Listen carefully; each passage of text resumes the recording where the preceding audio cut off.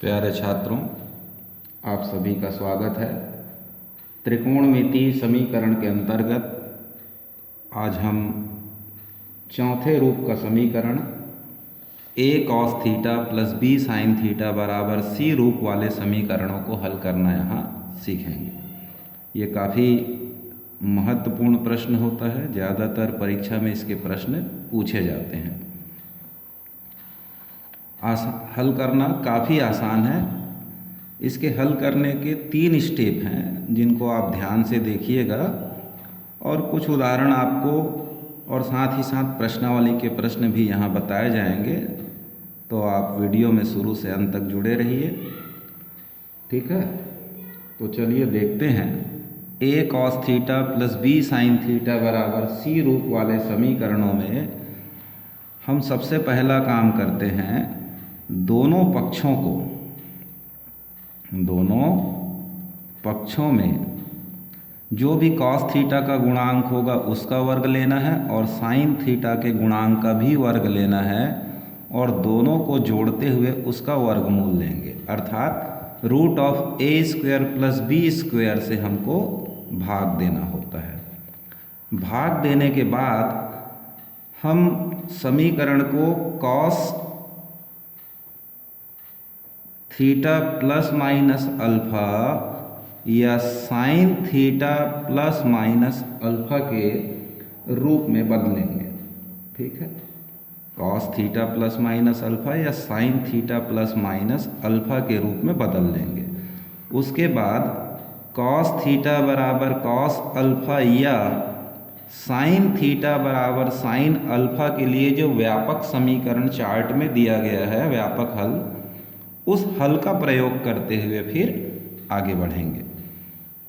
तो यहाँ पर मुख्य रूप से 2 बातों को आपको ध्यान में रखना है कि दोनों पक्षों में हमको किसका भाग देना है, a square plus b square root of से। उसके बाद आप अपने समीकरण को cos theta plus minus alpha या sine theta plus minus alpha में बदलेंगे और उसके बाद व्यापक हल का प्रयोग करते हुए आगे बढ़ेंगे तो समीकरण का हल प्राप्त होगा। तो आइए देखते हैं प्रश्नावली 1D7 से कुछ प्रश्नों को और इस बताई गई विधि के अनुसार उन समीकरणों को हल करेंगे। तो आइए प्रारंभ करते हैं 1D.7। फर्स्ट क्वेश्चन लेते हैं, cos theta minus root 3 sine theta equal to 1। तो पहला स्टेप बताया गया कि root of a square plus b square से भाग देना है। तो यहाँ देखेंगे a का वैल्यू है 1 और b का वैल्यू है रूट 3। इसका स्क्वायर करेंगे तो 1 और b का स्क्वायर किए तो 3 और दोनों को यदि जोड़ दिया जाए तो बराबर मिलता है 4 और इसका रूट लेंगे तो हो जाता है 2। तो हमको यहाँ सीधा लिखना पड़ेगा, दोनों पक्षों में 2 से भाग देने पर, जैसे ही 2 से भाग देंगे हमारा इक्वेशन हो जाएगा 1/2 cos theta minus root 3/2 sine theta is equal to 1/2। अब दूसरा स्टेप मैं आपको बताया था कि cos theta plus minus alpha या sine theta plus minus alpha में चेंज करिए। तो यदि हमको cos theta plus minus alpha में बदलना होगा तो 1/2 के लिए cos में कितना अंश होता है ये आपको यहाँ लिखना होगा। तो पहले मैं लिख लिया cos थीटा, 1/2 जो है cos 60 डिग्री में होता है यानी π/3। ठीक, ये साइन थीटा को लिख लिए। अब रूट 3/2 साइन 60 का वैल्यू होता है तो साइन में बदलेंगे। ठीक, 1/2 को cos में बदला तो cos π/3 हुआ, तो रूट 3/2 को हमको साइन में ही बदलना पड़ेगा, तो इसका हो गया साइन 60। अब ये cos a cos b minus sine a sine b में चेंज हो रहा है तो ये बन गया cos थीटा प्लस π/3। इसी को कहा गया था cos theta plus minus alpha में चेंज होगा।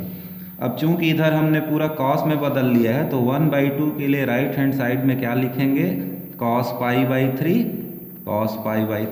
अब ये हो गया cos थीटा बराबर cos अल्फ़ा, तो इसके लिए व्यापक हल होता है थीटा बराबर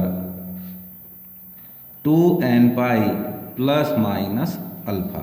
तो यहाँ पर दोनों चिन्ह लगा हुआ है, तो एक बार धन चिन्ह लेंगे, एक बार ऋण चिन्ह लेंगे। तो धन चिन्ह लेने पर तो theta plus pi by 3 2n pi plus pi by 3, दोनों तरफ plus pi by 3 plus pi by 3 है तो कैंसिल हो जाएगा, तो थीटा बराबर आ जाएगा 2n पाई। फिर हमको माइनस साइन लेना है, तो ऋण चिन्ह लेने पर थीटा प्लस पाई बाई 3 बराबर 2n pi minus pi by 3। तो थीटा बराबर 2n pi minus pi by 3 already है और माइनस पाई बाई 3 आया, तो क्या हो जाएगा माइनस 2 पाई बाई 3, और ये हमारा आंसर। ठीक है, और एक दो प्रश्न देखते हैं ताकि आपको ये अच्छे से समझ में आ सके।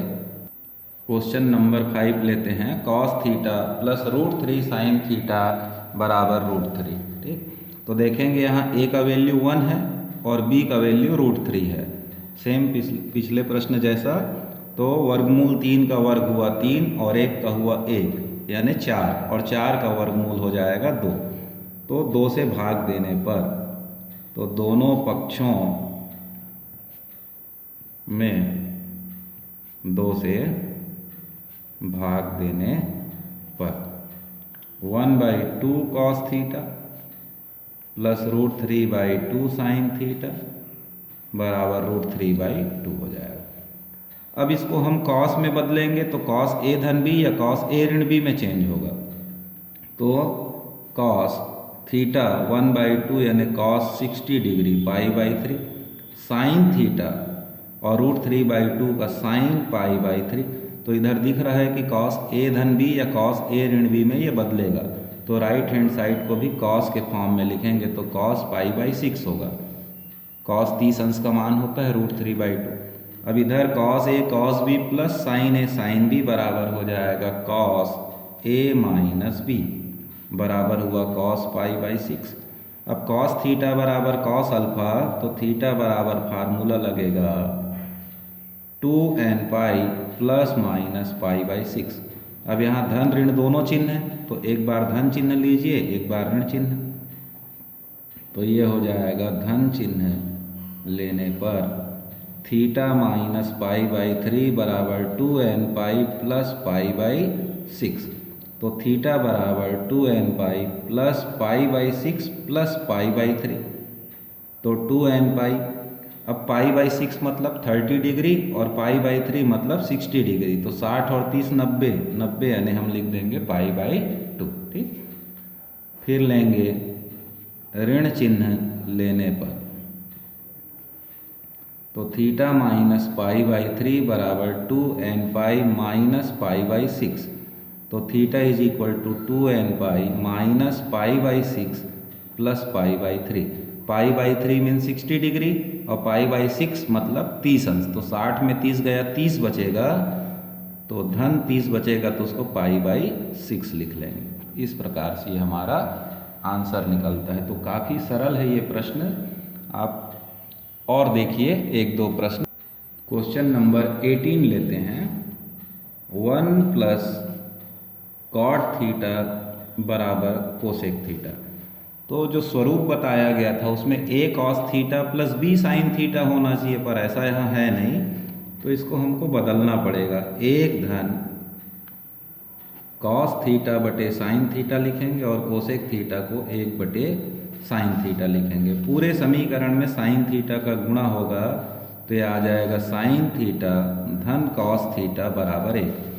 अब आ गया a sign theta plus b cos theta के रूप में, तो यहाँ साइन थीटा का गुणांक 1 है और कॉस थीटा का गुणांक भी 1 है। 1 का वर्ग 1 मिला और दोनों को जोड़ेंगे तो 2 हुआ। ठीक, तो दोनों पक्षों में √2 से भाग देने पर, ये समझ में आया √2 से भाग क्यों दिए। देखिए a का वैल्यू भी 1 है और b का भी वैल्यू 1 है, इसलिए इसका स्क्वायर करेंगे तो 1 और b का भी स्क्वायर करेंगे तो 1, दोनों को जोड़ेंगे तो 2 हो जाएगा और फिर उसका रूट लेना है तो क्या मिलेगा √2। ठीक, तो ये हुआ 1/√2 sign theta plus 1/√2 cos theta बराबर 1/√2। तो कॉस के साथ है उसको कॉस में बदलिए, साइन के साथ है उसको साइन में बदलिए। तो पहले मैं लिख लेता हूँ कॉस थीटा और 1/√2 यानी कॉस π/4 हो गया। फिर sine theta into sine π/4। Right hand side को भी कॉस में चेंज कर दीजिए तो कॉस π/4 हुआ। Cos A cos B plus sign A sine B बराबर हो जाएगा कॉस ए माइनस बी बराबर कॉस π/4। कॉस थीटा बराबर कॉस अल्फा, तो थीटा बराबर 2n pi plus minus alpha हुआ। एक बार धन चिन्ह ले लीजिए, तो theta minus π/4 2n pi plus π/4। ये माइनस π/4 पक्षांतर हो जाएगा तो 2n पाई π/4 प्लस π/4। π/4 का मतलब 45, तो 45 धन 45 बराबर 90, π/2 में चेंज हो जाएगा। फिर माइनस साइन लेने पर तो theta minus π/4 is equal to 2n pi minus π/4। Minus π/4 minus π/4 cancel हो गया तो थीटा बराबर आ जाएगा 2n पाई। ठीक, अब इसमें बाकी प्रश्नों को आप थोड़ा बना करके देखिएगा। मैं लेता हूँ 25वें नंबर का, इसमें का प्रश्न है 5 कॉस थीटा धन 12 साइन थीटा का न्यूनतम और महत्तम मान ज्ञात कीजिए, का महत्तम मान ज्ञात कीजिए। ऐसे प्रश्नों को क्या करना है। ठीक, तो यहाँ देखेंगे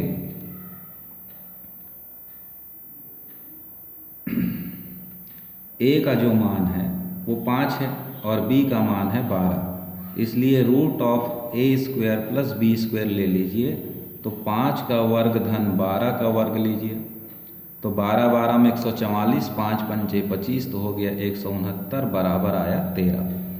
तो इस पूरे समीकरण में आप 13 का गुणा करिए और 13 का भाग दीजिए। समीकरण नहीं कह सकते क्योंकि बराबर कुछ है नहीं, इसलिए अब यहाँ से स्टार्ट करिए। 5 कॉस थीटा धन 12 साइन थीटा बराबर हो जाएगा 13 गुणित 5/13 कॉस थीटा धन 12/13 साइन थीटा में बदल गया। अब हम 5/13 के बदले मान लेते हैं कॉस अल्फा। ठीक, और ये हो गया कॉस थीटा, और 12/13 की जगह ले लेते हैं साइन अल्फा, ये हो गया साइन थीटा। अब ये बनेगा कॉस थीटा माइनस अल्फा। ठीक, समझ में आ रहा है जी। ए का मान 5, बी का मान 12, root of a² plus b² से वैल्यू निकाले 13 आया। दिए गए पद को लिखते हुए 5 कॉस थीटा धन 12 साइन थीटा, 13 का गुणा और 13 का भाग किए। 5/13 की जगह कॉस अल्फा लिख लीजिए और 12/13 की जगह साइन अल्फा लिखिए। अब आप देखेंगे कि ये 13 गुणित कॉस थीटा माइनस अल्फा हो गया, और कॉस थीटा माइनस अल्फा जो है इसका मैक्सिमम वैल्यू +1 होता है और मिनिमम वैल्यू -1 होता है। तो न्यूनतम मान के समय क्या होगा, न्यूनतम मान हेतु cos theta minus alpha is equal to -1 होगा, तब इसका जो मान होगा वो ऋण 13 हो जाएगा। ठीक, और महत्तम मान हेतु ये जो कॉस थीटा माइनस अल्फा हमारे पास है इसका मान +1 होगा। हम वैसे भी जानते हैं कि कॉस का जो वैल्यू है मैक्सिमम वैल्यू +1 होता है और मिनिमम वैल्यू -1 होता है। तो जब इसका मिनिमम वैल्यू होगा तो ये -13 होगा, वो न्यूनतम मान बनेगा। और जब ये कॉस थीटा माइनस अल्फा का मैक्सिमम वैल्यू +1 होगा तब इसका महत्तम मान धन 13 होगा। ठीक है, तो यहाँ पर हमारा समीकरण वाला चैप्टर कंप्लीट होता है। एक एक्सरसाइज। ठीक, अब नेक्स्ट वीडियो में हम आपको सांख्य परिच्छेद का अध्यापन कराएंगे। अब तक आपने इस चैनल को सब्सक्राइब नहीं किया होगा तो कृपया सब्सक्राइब कर लें ताकि 11वीं गणित के सभी अध्याय का अध्ययन आप घर बैठे सरलतापूर्वक सटीक ढंग से कर सकें।